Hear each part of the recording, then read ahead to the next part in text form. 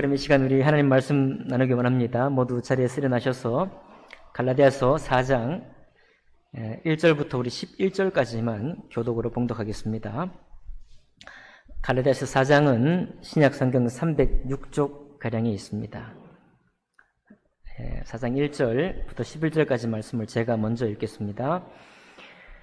내가 또 말하노니 유업을 이을 자가 모든 것의 주인이나 어렸을 동안에는 종과 다름이 없어서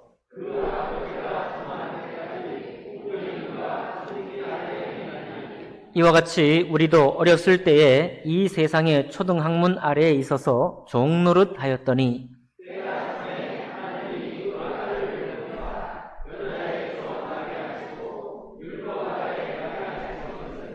율법 아래 있는 자들을 속량하시고 우리로 아들의 명분을 얻게 하려 하심이라.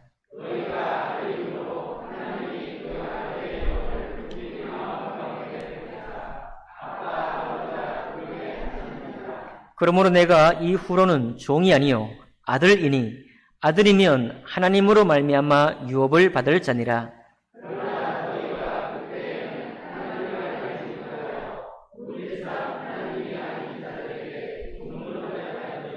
이제는 너희가 하나님을 알 뿐 아니라 더욱이 하나님이 아신 바 되었거늘 어찌하여 다시 약하고 천박한 초등학문으로 돌아가서 다시 그들에게 종노릇 하려 하느냐.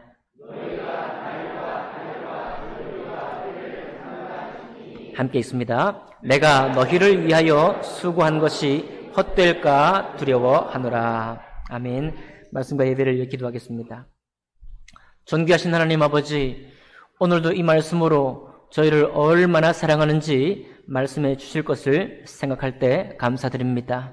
하나님의 사랑이 우리 마음판에 떨어지고 또 뿌리가 내려지고 새겨지고 또 하나님 아버지 우리를 감동하심으로 우리가 다 하나님의 자녀된 놀라운 권세를 누릴 수 있도록 우리 모든 성도님들 축복하여 주옵소서.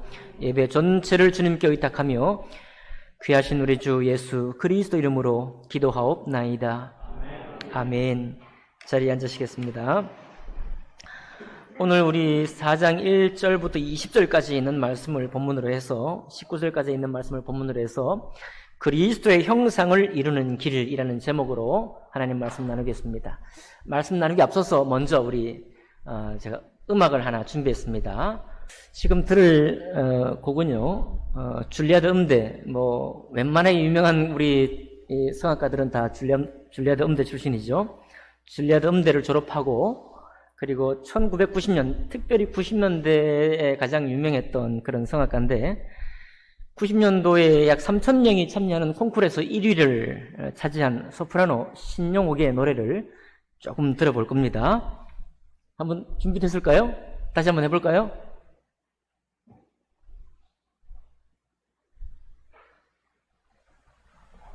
자, 준비될 때까지 계속합니다. 소프라노 신용옥은 누구냐면 조수미와 함께 한국을 대표하는 소프라노고요. 그리고 지금은 이제 국영맹사의 활동가이자 돌아가셨지만 학과 전문의 이효민이라고 합니다. 맞이해 주십시오. 네, 루치아노 파바로티, 우리 3대 우리 테너라고 하는 루치아노 파바로티하고 또 협연을 하기도 했습니다. 이 신용옥은 자기 인생을 버티는 3가지 힘이 있다고 그랬어요. 고백했습니다. 그 3가지 중에 하나는, 첫 번째는 그가 원래 전공하고 있는 노래, 소프라노 음악이고요. 두 번째는 가족. 이 가족사가 있는데 아마 제가 조사해보니까 결혼을 아직 하지 않은 걸로 이렇게 조사가 되어 있는데요. 지금은 환갑줄에 있습니다. 근데 그 어머니, 할머니 때부터 신앙의 힘이 워낙 있어서 그 가족이 자기가 힘겹고 어려울 때마다 기도하고 중보해줬다라고 하는 그런 가족이 두 번째 버팀목이었고, 세 번째 버팀목은 신앙입니다. 신앙. 신용옥은 이제 크리스찬입니다.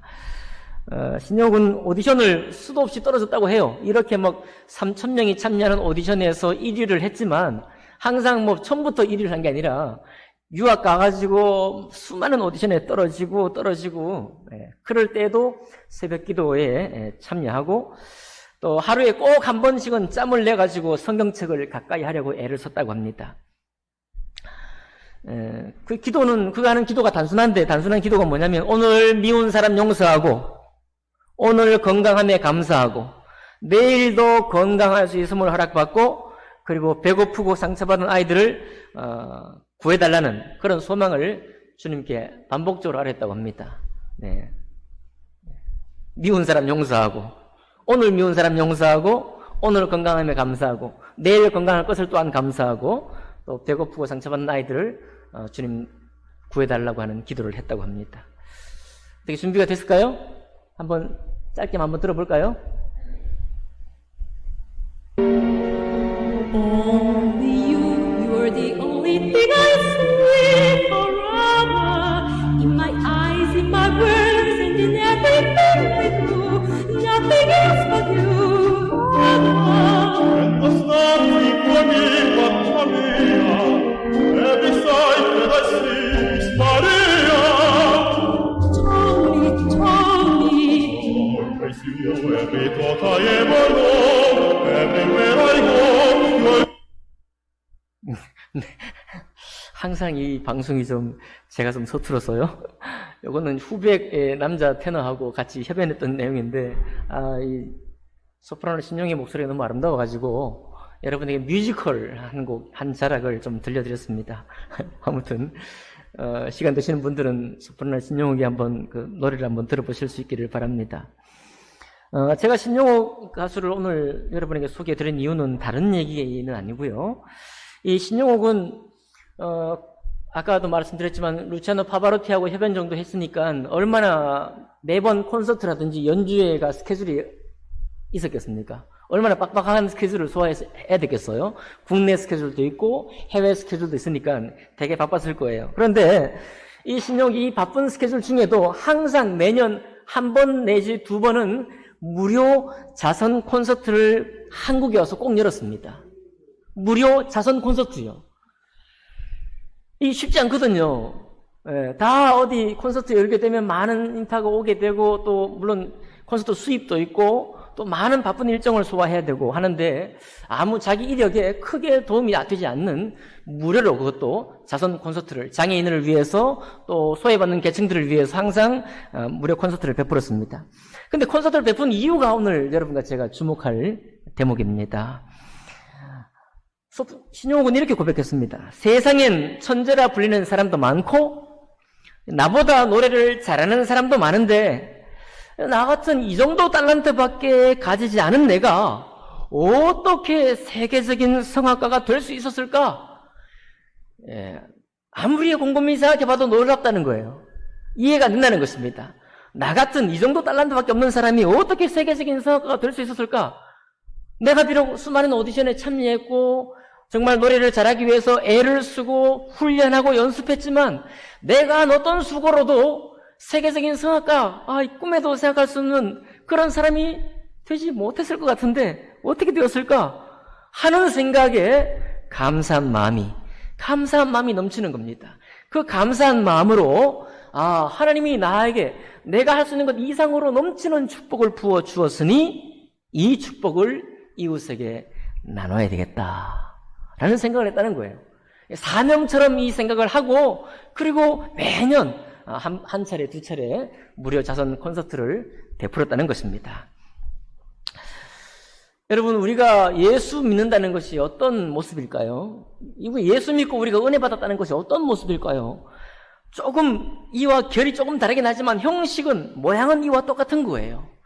우리가 하나님의 자녀가 된다는 건요, 거룩하신 하나님이요, 사람이 도달할 수 있는 것이 아닙니다. 우리의 어떤 노력과 충성스러운 수고로도 주님 앞에 나아갈 수 없는 존재인 거예요. 우리는 하나님의 아들이라는 칭호를 받을 자가 못 됩니다.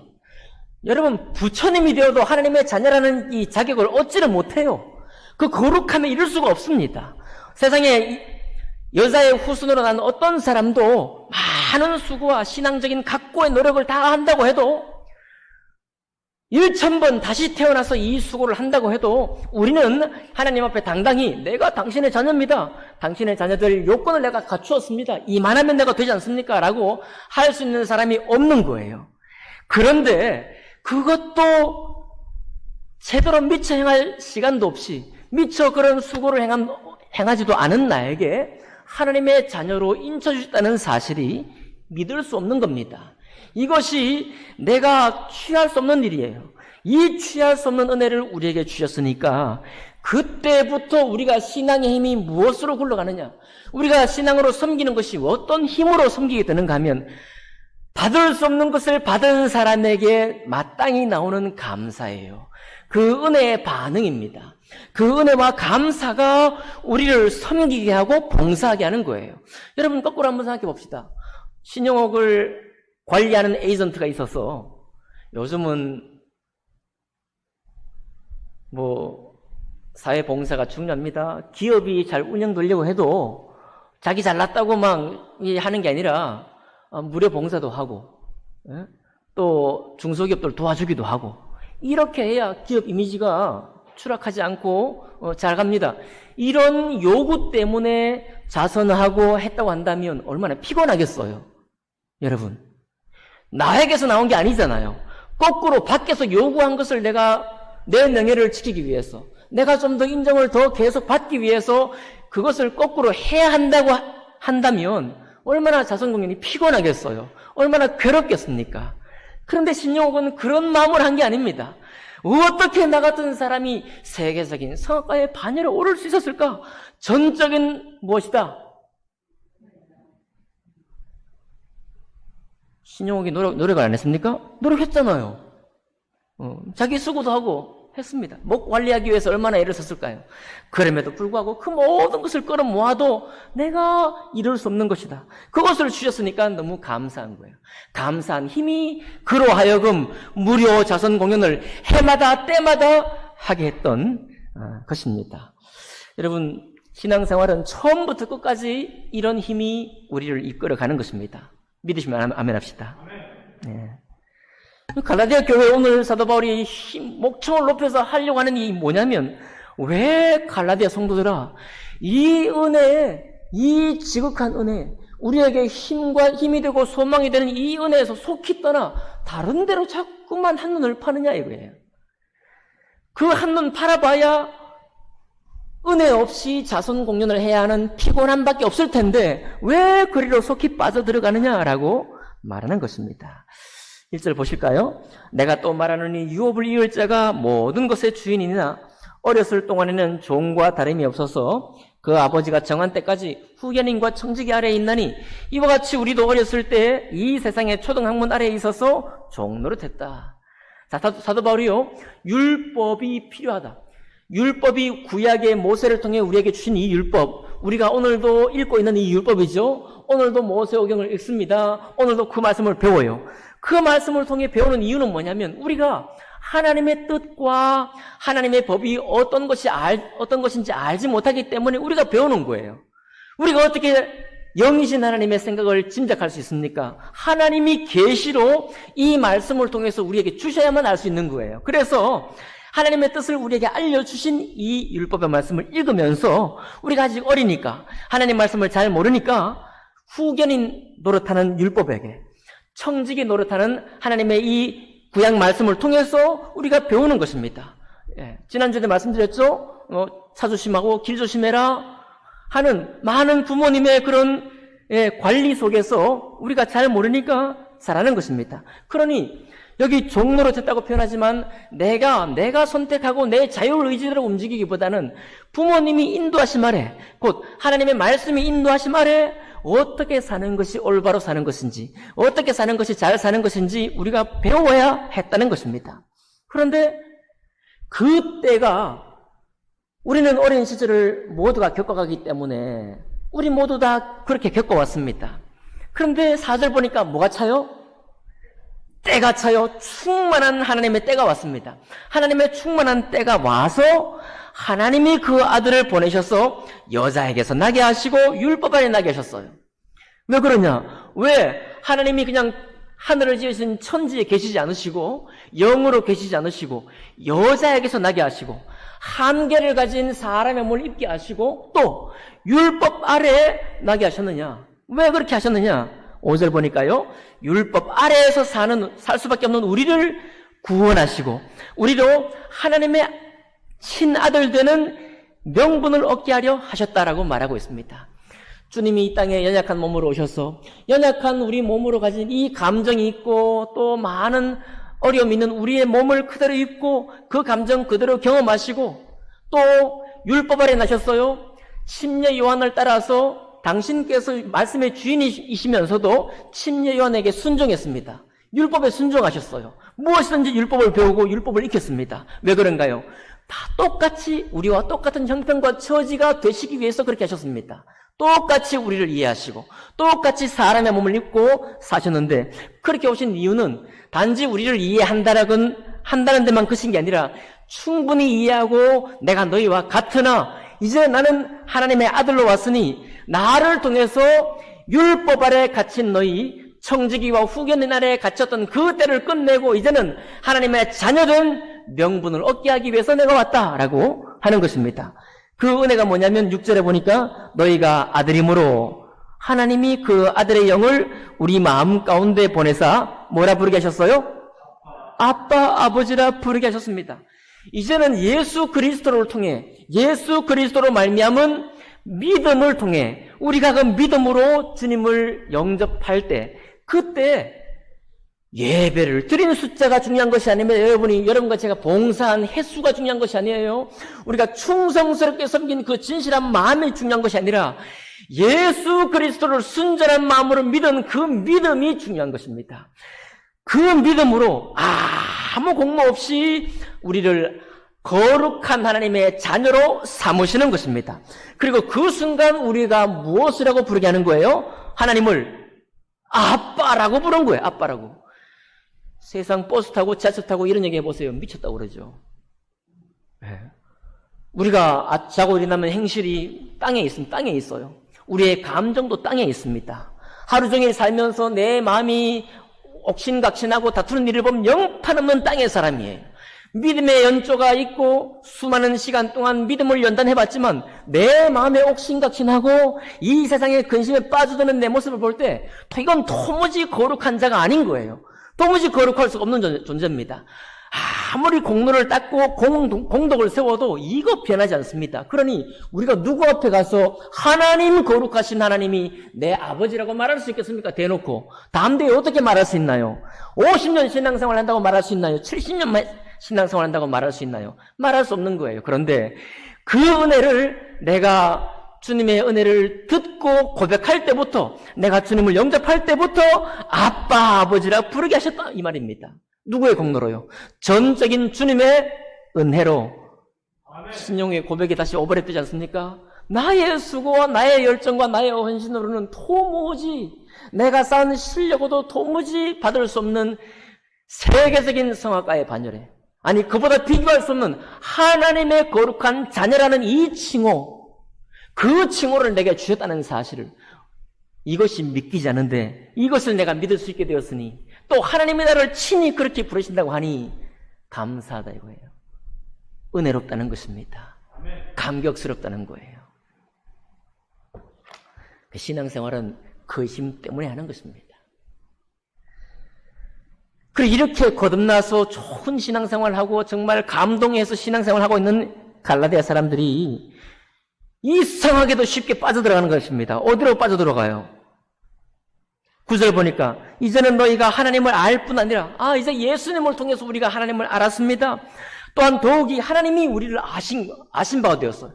내가 하나님을 안다고 하는 고백을 넘어서서 천지를 지으신 하나님이 내 이름 속자 내가 우리 어머니 뱃속에서 조직될 때부터 내가 살아온 내력 속에서 얼마나 때로는 괴로운 일이 남들 앞에 숨기고 싶은 일들이 많이 있었음에도 불구하고 이제 내가 그리스도를 통해서 주님께 나가니까 거룩하신 하나님이 여러분과 저를 알았다 이거예요. 내가 너를 알았다 이거. 내가 너를 다시 지었다. 다시 창조했노니 전에는 나의 종이더니 이제는 나의 친아들이다. 너는 이제 나에게 양자를 입양된 자다라고 주님이 말씀하고 있는 것입니다. 성경 번역이 조금 이렇게 힘든 대목이 많아요. 우리 한국 사회는 양자라고 한다고 하면 조금 이게 어려움이 많은 생각, 이미지를 가지고 있지 않습니까? 양자. 아들이 아닌데 양자라고 하니 뭔가 좀 부족한 것 같은 느낌을 우리가 가지고 있습니다.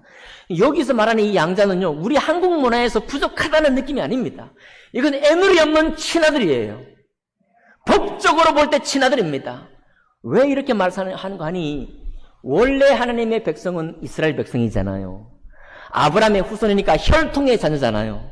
혈통의 자녀니까, 피의 자녀니까 친아들이 맞아요. 근데 우리는 혈통적으로 아브라함의 후손이 아니잖아요. 그죠? 우리는 혈통적으로 아브라함의 후손이 아니야. 오직 아브라함의 믿음으로 하나님의 자녀로 언약 백성이 된 것처럼 우리도 믿음으로 태어났으니, 믿음으로 아브라함을 아들이라고 하신 것처럼 믿음으로 우리가 하나님의 친아들이 되었다는 고백이에요. 혹시 여러분 양자로 되었다고 해서 한국 문화에서 생각하는 그런 뭔가 부족한 것 같고 뭔가 좀 약한 것 같은 그런 느낌은 지우셔야 합니다. 하나님은 우리를 친아들 삼으시고 우리는 하나님을 아빠, 아버지라고 부를 수 있는 사람이 되었다는 것입니다. 그런데도 불구하고 우리가 갈라디아 성도들이 어찌하여 다시 약하고 천박한 초등학문으로 돌아가서 다시 그들에게 종노릇 하려느냐라고 말하고 있습니다. 그러면 사도 바울이요 11절을 보니까 내가 너희를 위하여 수고한 것이 헛될까 두려우니라 이거예요. 여러분 오늘 말씀의 제목은요 우리가 헷갈리면 안 돼요. 오늘 말씀의 제목이 뭔지 한번 같이 읽어볼까요? 시작. 예. 여러분 우리가 그리스도를 닮아가는 일은 평생 해야 되는 게 맞습니다. 아멘이죠? 그리스도의 법을 성취하기 위해서도 평생 믿음으로 달려가는 게 맞아요. 그런데요, 오늘 이 문맥, 오늘 갈라디아서에서 사도 바울이 말하는 이 그리스도의 형상을 이루는 길은 거듭난 후에 신앙생활을 쭉 하면서 내 속에 조금씩 생겨간다는 그런 개념이 아닙니다. 이 그리스도의 형상을 이루는 길이라는 건 뭐냐면 바로 내가 믿는 그 순간 예수의 형상이 내 안에 차고 넘친다는 고백을 말하는 거예요. 헷갈리면 안 됩니다. 여러분, 우리가 율법적인 체질을 가진 사람은 항상, 저도 마찬가지예요. 그리스도의 형상을 이루는 길이라고 그러면 오랫동안 신앙생활하고 말씀을 열심히 묵상하고 정말 소프라노 신영옥처럼 세계적인 소프라노가 되기 위해서 애를 쓰고 노력하고 그래야 간신히 도달할 것 같은 그런 식으로 생각한다면 그게 바로 우리가 율법으로 떨어지는 길이에요. 아니, 여러분과 제가 정상적이고 정직하게 생각하는 것 같지만 그 생각이 바로 우리를 그리스도의 은혜에서 끊어버리는 것입니다. 우리를 열심히 수고하게 만드는 거예요. 자선 공연을 열심히 해가지고 너의 명예와 지위를 지키려고 하는 그런 요구와 같은 것입니다. 어떻게 그걸 알 수 있나요? 사도 바울은 갈라디아 성도들이 예수 안에서 거듭나서 이미 그리스도의 형상을 시작되었고 그리스도의 형상 안에 있다는 것을 위해서 수고했고요. 그 수고로 사도 바울이 갈라디아 성도를 낳은 것입니다. 새롭게 주님 앞에 잉태하고 낳은 거예요. 오래 걸린 것입니까? 여러분, 임산모가 10달 넘어서 9년, 10년, 20년 계속 잉태하고 있어야 되나요? 그게 아니죠. 10달 임신하는 것입니다. 잉태하는 거예요. 무엇을 위해서? 태어나게 하려고요. 그리스도의 사람으로 낳기 위해서요. 아빠, 아버지라 부를 수 있는 하나님의 자녀로 낳기 위해서 수고한 것입니다. 그런데 그 수고를 갈라디아 성도들이 빨리 떠나버리려고 하는 거예요. 이게 가만히 생각해 보면요. 갈라디아 성도들만 헷갈리는 게 아니라 오늘날 신앙생활하는 우리 모두가 사실은 헷갈려하고 있는 것입니다. 여러분, 갈라디아 교회 이 갈라디아서 앞에 보면은 베드로하고 바나바가 사도 바울에게 지적당하는 장면이 나오죠. 네. 유대인은 이방인과 함께 할 수 없다라고 하는, 부정한 사람들과 함께하는 것은 오히려 부정된 것이라고 하는, 하나님의 거룩한 백성으로 지켜지지 못한다고 하는 그 율법으로 다시 돌아가려고 했을 때 사도 바울이 뭐라고 했습니까? 공개적으로 꾸짖었잖아요. 어찌하여 율법으로 다시 돌아가려 하느냐라고 꾸짖는 것입니다. 똑같은 말씀이 여기 다시 반복되고 있는데 오늘날 우리 교회를 다니면서 신앙생활하는 우리도 굉장한 착각 속에 굉장히 시험 가운데 있습니다. 우리의 시험은 좀 달라진 색다른 것인데 이유가 뭐냐면 이제 많은 사람들이 그리스도인이 됐습니다. 많은 교회들이 세워졌어요. 그래서 우리가 세상도 그리스도인을 향해 기대하는 바가 있고 우리 그리스도인끼리도 그리스도인을 향해 기대하는 바가 있습니다. 한참 이렇게 특별히 한국에서 많은 교회가 생겨나고 그리스도인들이 많이 생겨나는데 그런 과정에서 우리가 기대하고 소망하는 바에 기대 수준에 미치지 못하는 행동, 잘못된 행실, 세상 사람보다 못한 것 같은 그런 모습, 그런 모습들을 보다 보니까요, 우리 자신에게 뿐만 아니라 서로에게 좀 잘하지. 좀 잘하지. 왜 그렇게 지탄받는 일을 하는가 말이에요. 왜 그렇게 세상에게 불쌍한 모습을 보이는가 말이에요. 이런 생각이 60년, 70년 지나서 80년, 90년, 2000년 되어 오면서 완전히 우리 사회에 가득 차게 되었습니다. 그러니까 심지어 그리스도인들조차도 그리스도인을 향한 기대를 바라볼 때 야, 당신이 정말 그리스도를 만났으니 얼마나 감사합니까? 라는데 우리가 주목하기보다는 그 사람의 행실과 행위를 보고서 또 정말 기대하지 못하는 저런 행실을 하게 되는구나. 정말 은혜 없는 저런 행실을 또 보게 되는구나 하면서 우리 속에서 어떻게 하면 더 잘 살 수 있을까? 어떻게 하면 우리가 좀 말씀이 원하는 대로 그런 수준에 좀 도달할 수 있을까? 우리 스스로 그렇게 생각을 하게 되었습니다. 잘못된 생각인가요? 아니에요. 잘못된 생각은 아닙니다. 지난주에도 말씀드렸잖아요. 율법적으로 산다는 것은 우리가 선하게 산다는 겁니다. 더 올바르게 사는 법을 가르쳐주는 게 율법이잖아요.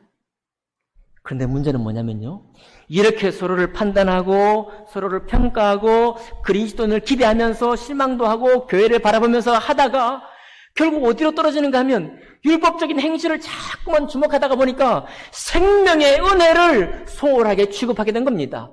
그리스도의 은혜가 우리를 힘있게 하고 그리스도의 은혜야말로 우리를 신앙적으로 살게 하는데, 심지어 내가 잘못하고 좀 다른 사람이 볼 때도 손가락질 받을 만한 행실을 했다고 할지라도 그 잘못 가운데 지탄받겠지만 지탄받은 일을 했어도 예수 그리스도의 십자가의 용서함이 우리를 둘러싸고 있으니 에베소서에서 말씀하신 바가 너희는 서로 불쌍히 여기며 긍휼을 여기며 서로 용서하기를 기뻐하라고 말씀하셨는데, 그 말씀이 왜 있는가 하면 우리는 말에 실수가 많아요. 일에 실수가 많아요.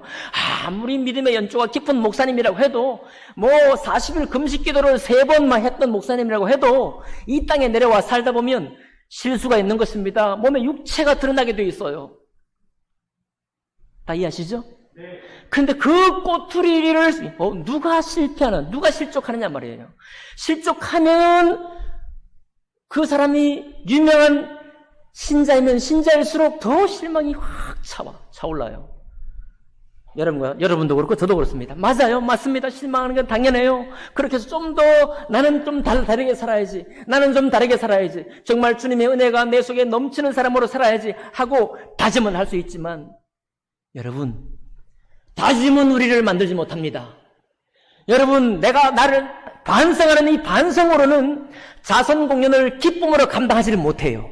오직 우리를 믿음 안에 다시 돌이키게 하고, 실수하고 정말 아프게 다른 사람을 아프게 해서도 그리스도의 보배로운 피가 나를 용서하고 우리를 용서했다는 사실 때문에 긍휼히 여기는 힘, 긍휼히 여김을 받는 그 은혜 때문에 우리가 살게 됐다는 사실을 놓치는 순간 율법은 취했으나 생명을 잃어버리는 것입니다.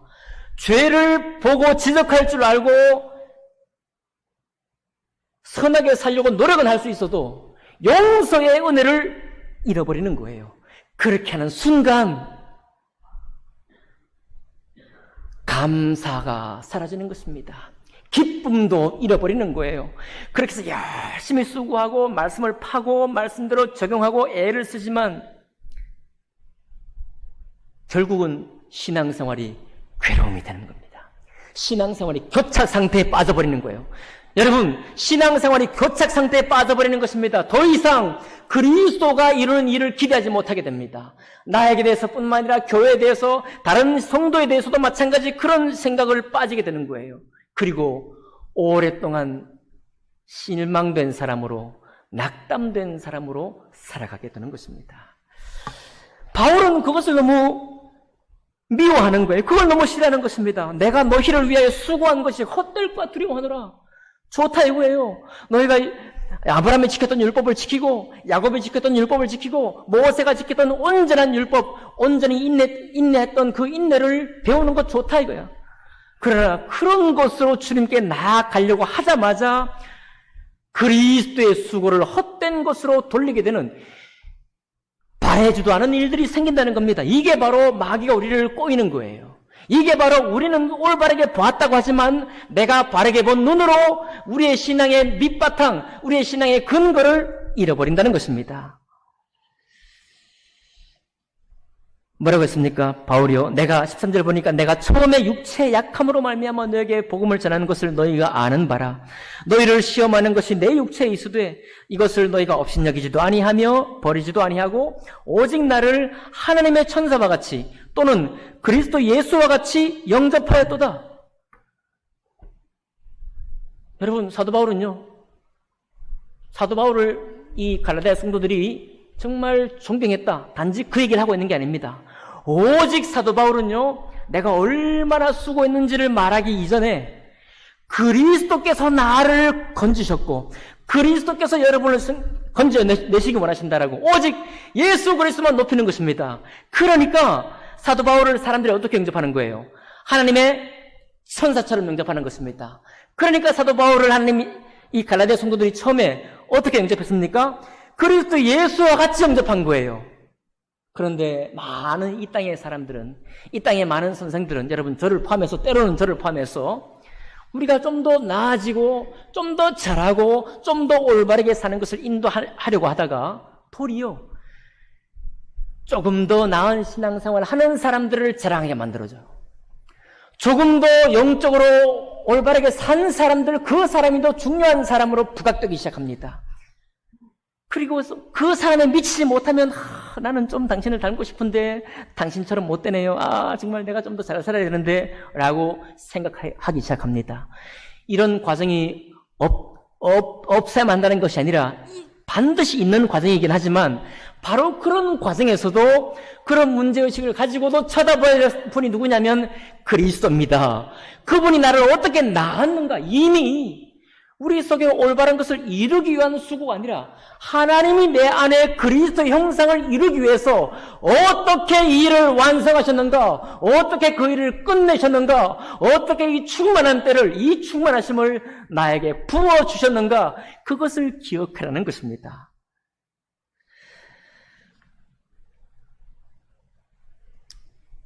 (19절을) 볼까요? 19절 보니까 함께 읽어보겠습니다. 19절 이렇게 말하고 있습니다. 같이 한번 읽어볼까요? 시작. 19절 시작. 나의 자녀들아, 너희 속에 그리스도의 형상을 이루기까지 다시 너희를 위하여 해산하는, 여러분, 나 구원받지 못했다, 혹은 나 하나님의 자녀가 된다는 게 무슨 뜻인지 모르겠다 하신 분들 좀 더 주목해서 보시기 바랍니다.